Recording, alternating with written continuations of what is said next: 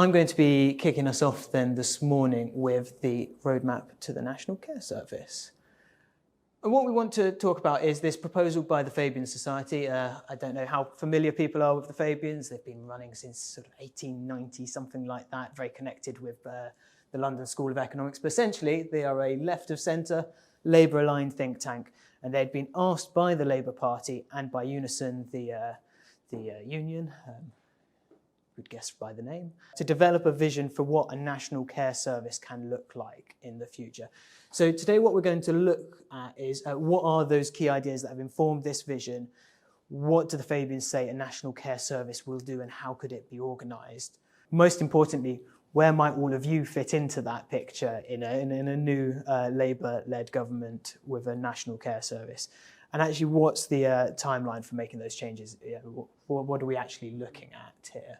But first, I suppose we ought to just reflect on what we already know about Labour's position on social care, and this should be a quite short slide because the answer is not a lot. They haven't really told us a lot about what their plans are for social care recently, and to be fair, that's pretty consistent with a large number of their areas of policy, because anything that's going to need big money to fix, I think they're carefully trying not to talk too much about at the moment. And social care, as we all know, is definitely one of those policy areas where actually significant resources will be required to make the sorts of changes that we would like to see. We can go back to the 2019 manifesto, so the last time we had an election when one Jeremy Corbyn was the leader of the party at the time. That did have a commitment to create a national care service. It was the sort of care service that might resemble what the National Health Service looked like some years ago, very much in the with a focus on building public sector capacity to deliver services as well as commission them. We are confident that whatever plan features in the Labour manifesto is likely to differ both in tone and in content to what we saw in 2019.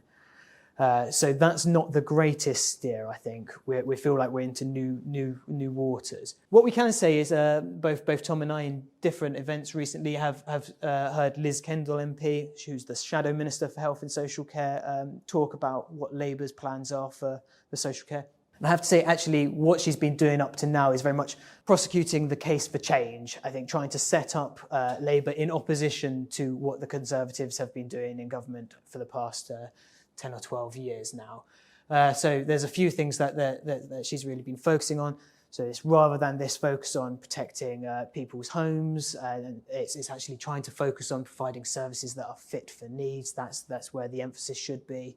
Rather than short-term and emergency funding, trying to move towards a more planned and long-term funding settlement, something I think we would all agree would be welcome.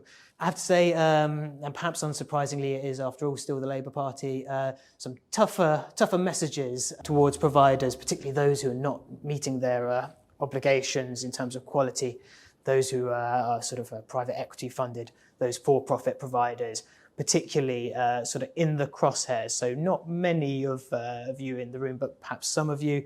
Overall, what we're seeing is a vision of social care that's not entirely clear, but it'll be less bad than it is currently. That's the idea. It's whatever it'll be better. So there you go.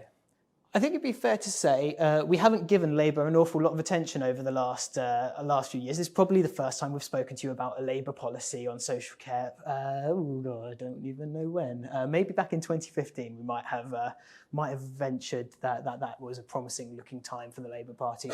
We are now in a position where Labour looks quite promising.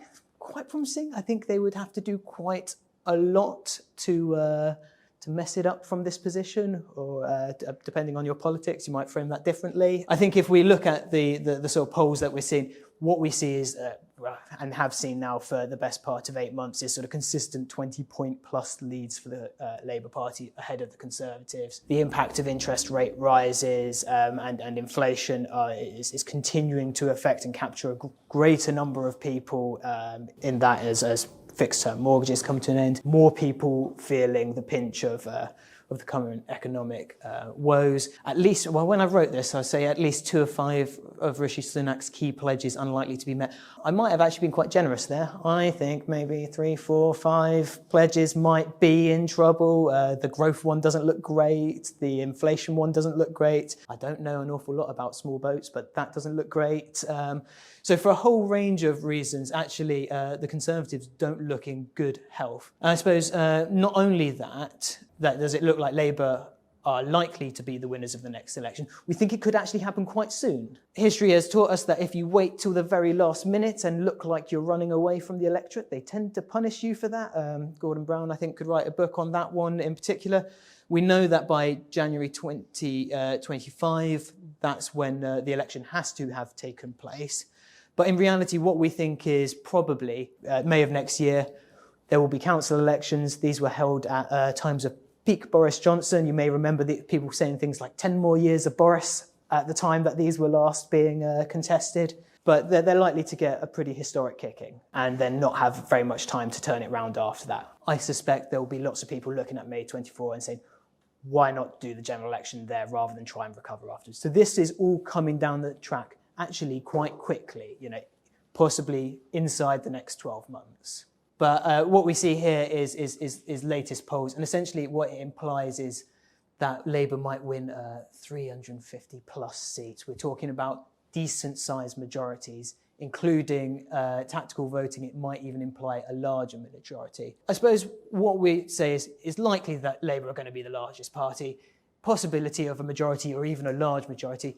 Even if they weren't the largest party, we would have to say Conservatives don't have very many friends left in Parliament. It'd be very difficult to see how they lead a government. So Labour policies, ideas, all of that is to say, are pretty important again, because they might be the ideas that are actually going to become policy in the future. Fab. So what we're going to talk about now is what is in this Fabian proposal. And we want to start with what are some of the key ideas and concepts that have been sitting behind all of that. There are a number of reports that have been out in the last 18 months or so. The House of Lords Adult Social Care Committee, you may have read this one, their report, A Gloriously Ordinary Life. There's been a number of different reports from the hashtag Social Care Future movement, Church of England Reimagining Care Commission, ADAS's Time to Act. Those last two both written by a prospective parliamentary candidate for Labour. You can see how the mix of all these things is starting to come together. And I suppose what we are observing in all of these reports is actually there's not a huge amount of difference. There is a certain degree of consensus coming together across the centre-left of politics about what it is that social care needs. There's this agreement that the vision and values of the Care Act, which people are broadly still in favour of, have not been delivered. There's an acknowledgement that there's a need for investment just to stabilise things, but actually you'll need to go further than that if you want to actually reform and transform care. There's a desire to go beyond, I think, the sort of fairly narrow agenda that's been pursued on and off by the Conservative governments of the past 10 years in terms of payment reform and things like will they, won't they on Deal Not, to take a broader agenda including raising the profile of the sector, more safer service users and a greater role of co-production, workforce and unpaid carers getting more attention. So actually what's interesting about this was within this, there's this sort of consensus about what is needed, and actually the focus of these reports is now starting to move on somewhat. And actually we're starting to talk about, well, how do you deliver this? So for example, you can see here the ADAS roadmap. So what you might see on the left-hand side of this slide here are 10 principles or so. I don't think any of these will be of great surprise to people. These are things that you'd expect to have heard from a number of different reports, whether it's Reimagine Care and support with people who draw on it, better support for carers, more accessible and affordable for everyone. These are all sort of themes that we're seeing in a number of different reports. On the right-hand side, a set of outcomes that I think we would all suggest are ones that we'd be in support of. There's nothing particularly controversial there about integrated care or focused on outcomes and well-being, proactive and preventative, all things that people want to see. But I suppose what's really interesting is that actually the focus is on this all in the middle, is how do we get from this set of principles to this set of outcomes? And I think that's where the debate is moving on. And this is where the the Fabians want to see themselves and want to make their intervention. So let's get to the proposal itself. You'll be glad we've read this for you because it's 10 key principles for the National Care Service with 10 blocks to deliver, no fewer than 48 recommendations and reforms over a 10-year period. I kind of wish it had rounded up to a full 50, but 48 is a pretty good effort. And I think what we should say about that is this is a substantive piece of work, therefore. Actually, this is detailed, a lot of content, a lot of detail behind it about not just those principles of what you think good care should look like, what the long distant vision is, but how are you in step by step going to try and get there. I think the first thing, though, to look at is sort of some of the framing ideas behind this. They've called these the key dilemmas that they debated. Dilemmas is probably one way of describing it. I think just key decision points about what you want from a national care service might be a different framing. The first, and I have to say this one does make me smile, is there was significant debate about the name. Do we really want a national care service? Do we want something that's called a national care service? When Tom and I joined the ADAS conference not very long ago, I think there was more discussion about the name than perhaps there was about the content of what a national care service. And I think it's people that this is in some way some sort of takeover from local authorities. This is going to be a big national body, something scary, something new. But I think actually what they've argued is, although it's not going to be completely analogous to the NHS, whatever this national care service is going to be, it is needed as a fresh brand for social care. Something that the public can recognise, can see it's out there, hopefully build that sort of institutional identity, but I suppose also that sort of warmness that the majority of the public feels towards their NHS services, to try and engender some of that into the care service as well. So we're going to call it, I'm resisting calling it an NCS, we don't need another acronym, but we're going to call it a National Care Service. That's what we do apparently. The next one is the relationship between adult social care and the NHS itself. And actually, I think this debate is not so very different to the debate that sits behind the name, really. I think one of the things they did consider is actually why not just roll adult social care into the NHS? You have a National Health Service, it's already there, there's a lot of infrastructure, you do a lot of work together anyway.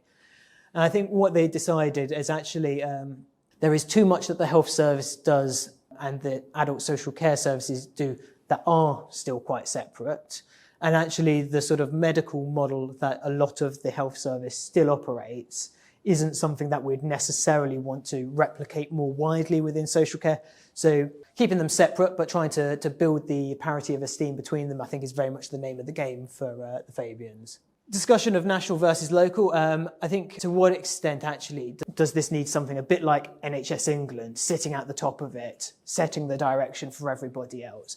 And actually, I think what they've come to decide is actually there still needs to be a significant and prominent role for local government. Competing funding priorities, as I mentioned, there's a recognition that this is going to be, it's not going to be possible to do everything all at once. It's going to take a lot of funding. So they've set out their priorities, which is first you need to stabilise before hopefully then extending support to more people and increasing the support that people receive over time. And lastly, their views on independent sector providers, and we'll explore these in a bit more detail in a moment. The report gives us a slightly conflicting view of how it feels about you all. On the one hand, I think it knows it needs you, and particularly the independent, not-for-profit part of the market. They like you. They're very fond of you. They recognise that there's no prospect of a quick transition to a public-only delivery. I thought no prospect of a quick transition doesn't exactly close the door on no prospect, but certainly there are some parts of the independent sector that they feel don't play their role well and that they do have some concerns about. So there's a bit of a mixed picture going on in all of this. On the left-hand side of the screen, you've got there the NCS's principles. Again, these are very similar to ones that you've seen in other reports. There's nothing here particularly shocking. I think you could put these in front of almost any politician of any persuasion and they wouldn't find a huge amount to object. Maybe number 5 for everybody. There's a debate about sort of universal services or not, that people might have that debate. But that's all, I would say, a pretty standard, pretty vanilla set of principles, but ones that we could all get behind. On the right-hand side are these building blocks, these 10 building blocks. These are the different components that are going to be required to create the National Care Service. You guys as providers, very own building block, you're doing block 8. And actually what you find is they haven't, in their proposals, suggested a huge amount of changes to the roles of local government. Little changes to the role of local government sort of sprinkled in throughout this. So in terms of implementation, there's 5 stages to this process. The first, and this is sort of assuming that somewhere in 2024, 2025, there's a change of government. That's what this is predicated on. Each of the blocks starts with a period of stabilisation for that first year. All of this is sort of pivoting around the process of introducing a National Care Service Act around 2026. And then beyond that, over time, embedding further changes and developing those reforms onwards. I have to say it does start to get a little hazier as we get further away, but I think we can probably forgive them that given how tricky it is to predict the future at the moment. Just to focus in on yourselves for a moment, this is what's the core proposals for the independent providers. As I said previously, the sort of report strikes this sort of mixed tone on independent providers, often seeking to distinguish between your goodies and your baddies within the sector. And I think what a lot of these changes are about doing is trying to manage some of those so-called baddies. Inevitably, changes intended to manage and capture one part of the market will have implications as well for everybody else. So it's worth being aware of. So these 5 core proposals, if I take these one at a time, the first is a licensed independent provider. So rather than what will be expected is that each of the care providers will be licensed by the National Care Service. There's a sense that you will have some shared branding, so people will see your branding potentially alongside, this is a National Care service provided by one of yourselves. They would like to promote public sector and not-for-profit options and provide local authorities with the power to prioritise those, to look at options that they think will improve outcomes. I suppose what we're saying here is the balance between quality and price. They're trying to talk about shifting towards a sort of social value, quality as the priority rather than the price being the main thing. And there's a sense, I think, implied that the public bodies and not-for-profits better embody those values. There's a debate to be had about whether that's always true and how true that is, but that's certainly the idea. Strengthening local partnerships, expected there to be sort of collaboration on planning and quality and costs and workforce. Again, I think this is stuff that people have seen mentioned before, with perhaps not always implemented, but this is very much in the mix. Implementing standardised pricing of services, so less flexibility in some respects, but I think what they are saying is that this should be based on this fair costs of care initiative. So while standardised pricing is part of it, I think what we're also saying is likely in many places higher pricing. So if it's to be based on that fair costs of care. And then strengthening financial supervision. I think we all know there's already changes coming in terms of regulation with CQC. I think that will be built upon and maybe expanded even further, especially for the national and larger regional providers. There are changes that are in other blocks that I think will have consequences for you all. So, for example, one of the things they're saying is actually the LAs will provide support to arrange everybody's care unless they opt out. So there won't be necessarily, if you're an organisation that has some self-funders who come to you directly and others who are coming to you via the local authority. In reality, everybody, they're saying, will come to you via local authority, whatever their means. I think, excitingly, expanding access and increasing the size of packages of support. So essentially, for all of you, that's increasing the number of people that local authorities will fund you to provide support to. That's an increase in your market, potentially, which is helpful. For those of you that are property-based services and who develop and own your own services, having housing and care within planning law to give that some priority as well. That will be a useful and simple change, I think. And then introducing national employment terms, pay bands and minimum pension entitles along similar lines to the NHS. You can see here, I won't dwell on this for too long, what the implementation of Block 8, the provider block, looks like. So actually, in the first instance, It's not a huge amount of changes. It's CQCs coming in as planned, fair cost of care initiatives to increase funding, introduce interim framework for standardised prices, and then actually it's sort of from 2026 onwards where change starts to pick up pace and become a little bit more radical. So there's a bit of lead-in time should this election happen next year, as we think it might. Briefly, so I think the risks and opportunities of this, a lot of these changes would effectively create environment, more control. The opportunities within this are that actually there's more funding, it's more planned, more people who are eligible for funding. Actually, this will create a bigger market. Given the lack of capacity we see currently in the system and the capabilities of some local authorities, we're slightly hesitant and less optimistic maybe than the Fabians are about how up for this the local authorities are going to be and how ready they will be. But that's the idea, at least, and the opportunity. I suppose on the other side of this, we think there are several risks. I think there's a potential, particularly if you're an organisation that trades on your good brand, you might have to compete a little bit more with public providers as well as potentially some local authorities choose to grow their in-house provision, although we think very few of those will be able to do this quickly. I suppose a tentative conclusion is that these reforms maybe raise the floor of the sector, try and weed out some of the providers that Labour would characterise as not up to scratch. But actually this level of control might stifle some of your more creative approaches as local authorities and a national framework sets the rules a bit more carefully. Briefly, I just want to highlight that actually there is something like this happening already north of the border. They are trying to get legislation through at the moment in Scotland for a national care service.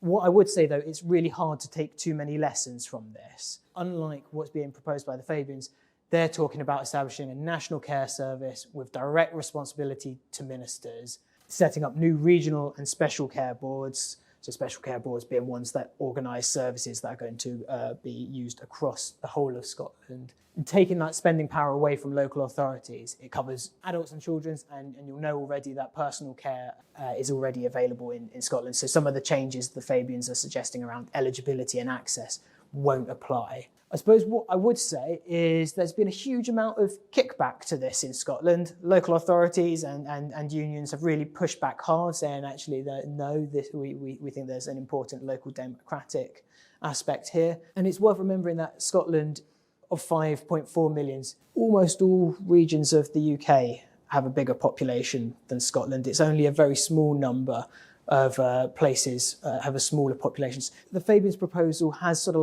left the door open for potentially a more centralised national care service in the future. The difficulty that Scotland are having doing it on a relatively small footprint suggests to me that actually they may get as far as they say they're going to in this plan, but it will be a real struggle to go any further. That taking this out of local authorities would be a really politically painful thing to do.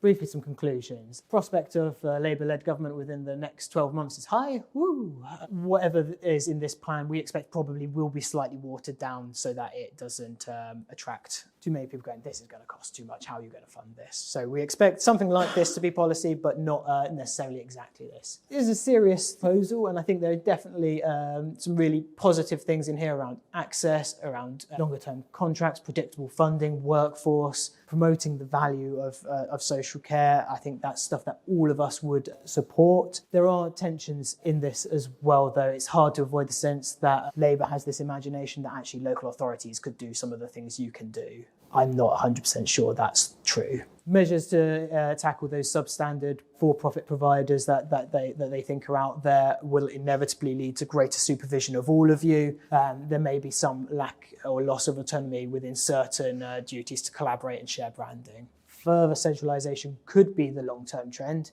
It has to say once things start to centralise, that tends to be how it goes. But the path is quite fraught, as we've seen in Scotland, so perhaps it won't go that far in the short to medium term.